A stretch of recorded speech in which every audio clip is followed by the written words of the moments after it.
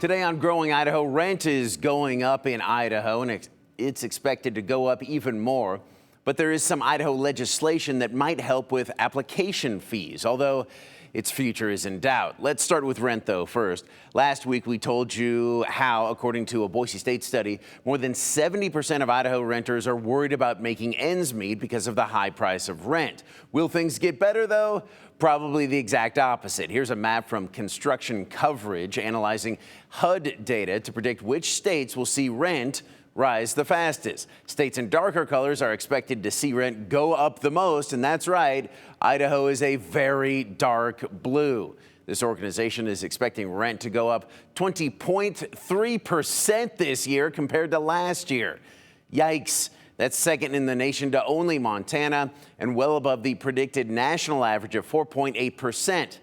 Again, this is just a forecast, but we all know about the spiking housing costs here thanks to population growth and limited inventory. And if rent is not enough, there's the rental fees, like application fees. Those can be in the hundreds of dollars. Now, there is a bill in the Idaho legislature aimed at helping all this. It's sponsored by Republican Senator Doug Ricks and Democratic Senator Allison Robbie, who is also the executive director of Jesse Tree. That's an organization that helps folks facing eviction. The bill would ensure renters are only charged fees for rentals when they actually have a good chance of being considered. It allows only 2 rental applicant households to be charged application fees at a time. Now, rent control is illegal in Idaho, so your rent can spike. And if you look for another place, application fees can be just one more cost that's tough to afford. Critics say, though, this is government overreach into the free market, telling property managers how to do business. Senator Robbie actually worked with the Idaho Apartment Association and the National Association of Property Managers and Realtors to write the bill.